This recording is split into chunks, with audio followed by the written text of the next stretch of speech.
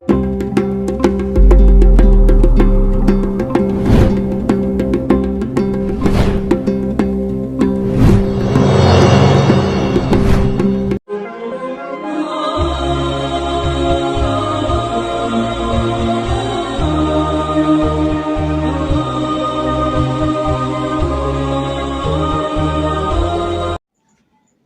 वालेकुम रहमतुल्लाहि व बरकातुहू। वेलकम बैक टू कुरान का मोमेंट सीरीज़। हमारी आज की जो कुरानी सिफत है उसके लिए हम कुरान की उस आयत पे गौर करेंगे जहाँ अब अल्लाह रब्बुल इज़्ज़त इंसान की वो सिफत बता रहे हैं जो किसी भी इंसान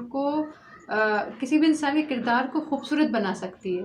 और इसके लिए हम देखेंगे कुरान की सूरह नंबर 14 सूरह इब्राहीम आयत नंबर 7, जहाँ अल्लाह सुब्हानहू तआला फरमाते हैं, और याद करो वो वक्त कि जब तुम्हारे परवरदिगार ने ऐलान फरमा दिया था कि अगर तुमने वाकई शुक्र अदा किया तो मैं तुम्हें और ज़्यादा दूंगा, और अगर तुमने नाशुक्री की तो यकीन जानो मेरा अजाब बड़ा सख्त है। जब हम इस सिफत पे गौर करते हैं तो हमारे पास सोचने के लिए, गौर करने के लिए बहुत सी चीज़ें आती हैं। जैसे अगर हम अपनी आम ज़िंदगी का जायज़ा लेने की कोशिश करें, जो हम रोज़मर्रा की ज़िंदगी है, तो हमारे लिए एहसास करना बहुत मुश्किल होता है कि हमारी ज़िंदगी में क्या अच्छा चल रहा है या क्या पॉजिटिव है। बजाय इसके हम इस पे बहुत आसानी से गौर कर लेते हैं कि हमारी ज़िंदगी में क्या गलत है, क्या बुरा हो रहा है, क्या परेशानी चल रही है या क्या सख्ती चल रही है। ये चीज़ें हमारे लिए बहुत आसान होती है। लेकिन अगर आप इसको देखें कि जब अगर वाकई कोई परेशानी का और आजमाइश का दौर चल रहा हो, तब तो ये चीज़ और मुश्किल हो जाती है कि इंसान शुक्र करने के लिए वजह या नेमतें देख पाए।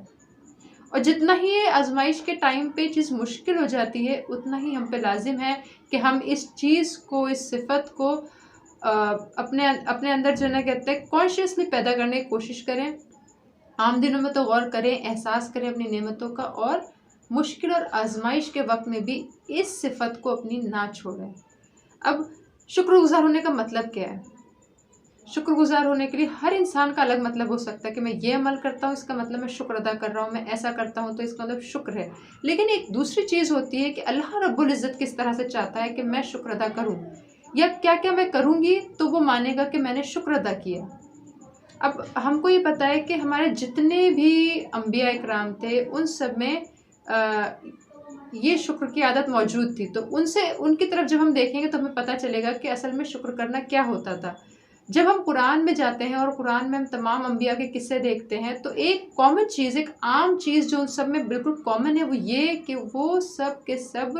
अल्लाह के शुक्रगुजार बंदे थे, अल्लाह के शुक्र करने वाले में से थे। कि उनके लिए बात आती है कि अब्दन शकूर है, कि वो बहुत शुक्र करने वाले लोग थे। जब हम नूह अलैहिस्सलाम की बात करते हैं तो हम देखते हैं कि उनके ऊपर कितनी आजमाइशें आई, कितनी सख्तियाँ आई। उस सब के बावजूद भी अल्लाह रब्बुल इज़्ज़त बताते हैं कि उन्होंने शुक्र अदा किया। जब हम इब्राहीम अलैहिस्सलाम को देखते हैं तो अल्लाह उनका ज़िक्र इस तरह से करते हैं कि वो ऐसे बंदे थे जो अपने रब की नेमतों पे बहुत शुक्र अदा किया करते थे। वो शुक्र अदा करने वाले बंदों में से थे। इसी तरह से जब हम आप सल्लल्लाहु अलैहि वसल्लम की ज़िंदगी देखते हैं, उस पर अगर हम गौर करें तो एक बार हज़रत आयशा रज़ियल्लाहु तआला अन्हा कमरे में आती हैं तो वो देखती है कि आप सल्लल्लाहु अलैहि वसल्लम नमाज़ पढ़ रहे हैं, और वो बहुत शिद्दत से नमाज़ पढ़ रहे हैं, लंबी लंबी तवील नमाज़ें, इतना कि उनके पैरों में सूजन आ गई है आपके। तो हज़रत आयशा को बहुत परेशानी होती है इस चीज़ से कि आप सल्लल्लाहु अलैहि वसल्लम तो वो हस्ती हैं जिसको अल्लाह ने ऑलरेडी जो ना कहते सारे गुनाह बख्शे हुए हैं। आप सल्लल्लाहु अलैहि वसल्लम जो ना कहते ऑलरेडी जो ना कहते हैं माफ़ है आप सल्लल्लाहु अलैहि वसल्लम के सारे गुनाह। तो जो ना कहते हैं हज़रत आयशा को ये सोच के परेशानी होती है, और फिर वो आप सल्लल्लाहु अलैहि वसल्लम से इस बात को शेयर करती हैं कि मुझे ये चीज़ परेशान करती है कि आप अपने आप को इतना एक्सर्ट क्यों करते हैं, अपने ऊपर इतना ज़ोर क्यों डालते हैं। तो आप सल्लल्लाहु अलैहि वसल्लम उनसे कहते हैं कि तुम ये मुझे बताओ कि अगर अल्लाह ने मुझ पे इतनी नेमतें दी हैं, अगर जैसे कि आपने कहा कि अल्लाह ने मुझे माफ़ किया है, तो क्या मेरा ये फ़र्ज़ नहीं बनता कि मैं अल्लाह का शुक्र अदा करूँ या मैं अल्लाह के शुक्रगुज़ार बंदा बन जाऊँ। तो नेमतें जब मिलती हैं इंसान को, तो जो शुक्र वाली जो सिफत है ये इंसान के अंदर आनी चाहिए कि नेमत जो आपके पास है उसका एहसास होना। अब एक चीज़ और जो बहुत ज़बरदस्त है वो ये कि अगर इंसानों का मामला हम देखें तो इंसानों के साथ क्या मामला होता है कि अगर मैंने किसी को कोई तोहफ़ा दिया, उसने मेरा शुक्र अदा किया, तो बात वहाँ ख़त्म हो जाती है। लेकिन अल्लाह रब्बुल इज़्ज़त के साथ इसका बिल्कुल उल्टा है कि जहाँ अल्लाह ने मुझे कोई नेमत दी और मैंने उसका शुक्र अदा किया, तो अल्लाह और बढ़ाएगा, अल्लाह मुझे और देगा, अल्लाह मुझे और अता करेगा। जैसा कि इस आयत में आया तो यहाँ पे एक बहुत ही डिफरेंट सिनेरियो है कि शुक्र के साथ बात ख़त्म नहीं होती, नेमतों में इजाफा होता जाता है। और जो इस शुक्र की सिफत है, ये इंसान को एक दूसरी सिफत तक पहुँचाती है। वो सिफत है हम्द की सिफत, जो जिसमें इंसान एक्चुअली जिसको प्रेज़ करना कहते हैं। तो ये शुक्र की सिफत इंसान को हम्द की सिफत तक पहुँचाती है। और जो ज़ुबान के माहिरीन हैं, जो लैंग्वेज एक्सपर्ट है, वो कहते हैं कि इन दोनों में जो फ़र्क है वो ये कि शुक्र जो है वो इंसान अपनी ज़बान से अदा करता है। कि अगर मैं ये कहूँ कि अल्लाह का बहुत शुक्र है, अल्लाह का बहुत एहसान है कि मेरी ज़िंदगी में नेमतें हैं और अल्लाह ने मेरे पे एहसान किया हुआ है, और मैं अब जो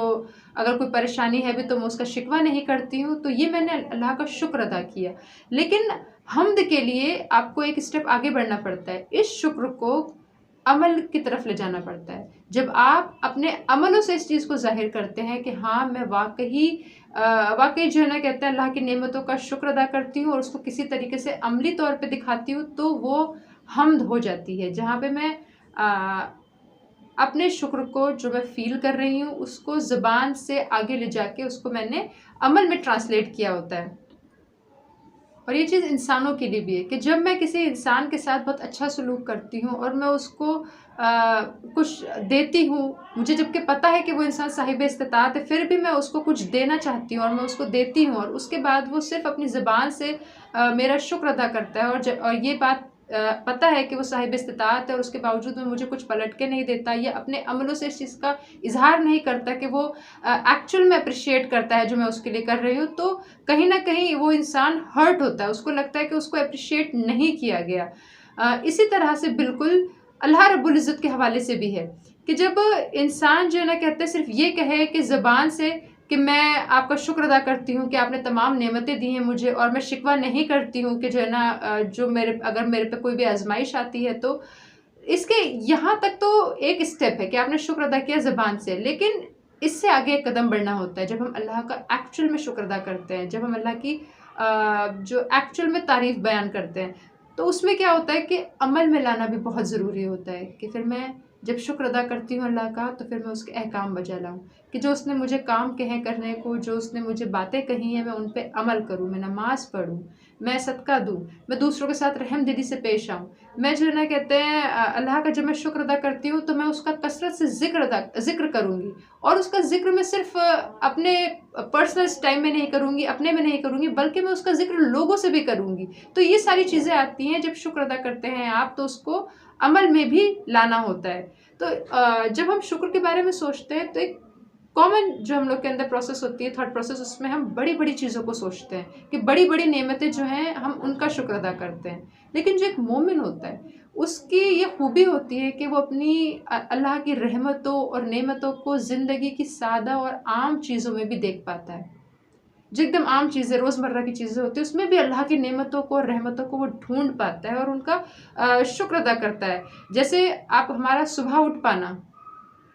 हमारा जो ये छोटी-छोटी चीज़ें होती हैं, जब हम सुबह उठते हैं तो हम क्या कहते हैं, अल्हम्दुलिल्लाहिल्लज़ी अहयाना बाद मा अमातना, जो हम ये दुआ पढ़ते हैं पूरी, तो उसका मतलब क्या है? हम अल्लाह का शुक्र अदा कर रहे होते हैं कि या अल्लाह तूने हमें सुबह उठने का मौका दिया, और तूने जो है ना कहते हैं रात में ही हमको वापस नहीं बुला लिया। तो इस चीज़ का हम शुक्र अदा कर रहे होते हैं कि एक कॉमन सी चीज़ भी, ये सब जो ज़िक्र होते हैं, जो अज़कार हैं ये सारे, अगर इस पे हम गौर करें तो सुबह शाम के तो हम बहुत सी चीज़ों का शुक्र अदा कर रहे होते हैं कि हम सुबह को पहुँचे या हम शाम को पहुँचे। इन चीज़ों का शुक्र, जिन चीज़ों को हम जो है ना कहते हैं बेध्यानी में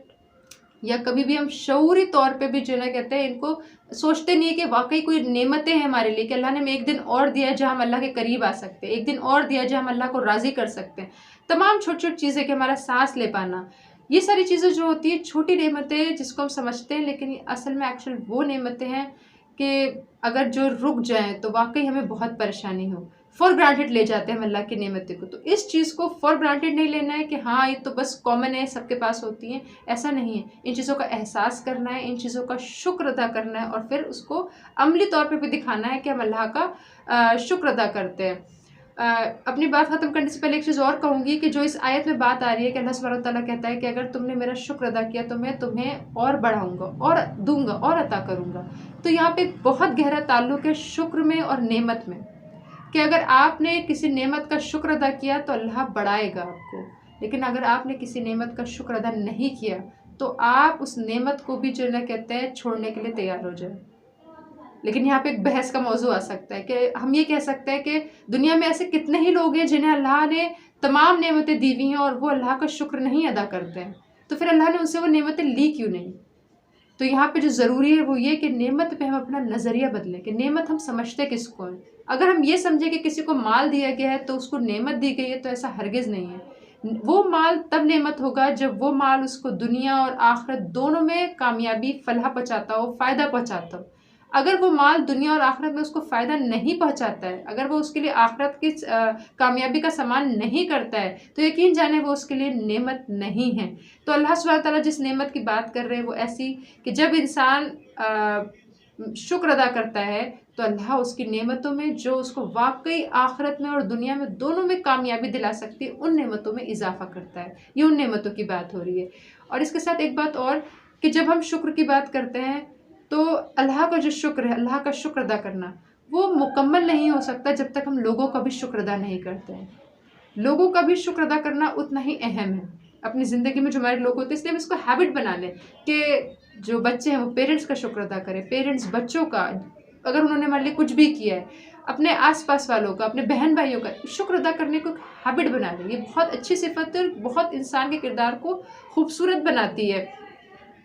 तो हम अल्लाह रब्बुल इज़्ज़त से दुआ करते हैं कि हमको शुक्रगुज़ार बंदा बना दे, शुक्र अदा करने वालों में से बना दे, सिर्फ बड़ी बड़ी नेमतों का नहीं, अपनी ज़िंदगी की सादा और आम नेमतें भी जो हमारे पास हैं उनका शुक्र अदा करने वाला बना दे और हमको कभी भी शिकवा करने वालों में से ना बने। कुरान का मोमिन ये एक 15 रोज़ा सीरीज़ थी जिसमें हमने डेली कुरान से सिफ़तें निकाली, 15 सिफ़तें जिन पे हमने गौर करने की कोशिश करी, जो किसी भी इंसान के किरदार को खूबसूरत बना सकती है और अल्लाह के कुर्ब हासिल करने में, अल्लाह के करीब होने में मदद कर सकती है हमको। तो अल्लाह रब्बुल इज़्ज़त से दुआ है कि अल्लाह हमारी इस छोटी सी कोशिश को कबूल फ़रमाए और हमें असल में और वाकई में कुरान का मोमिन बना दे। सल्लल्लाहु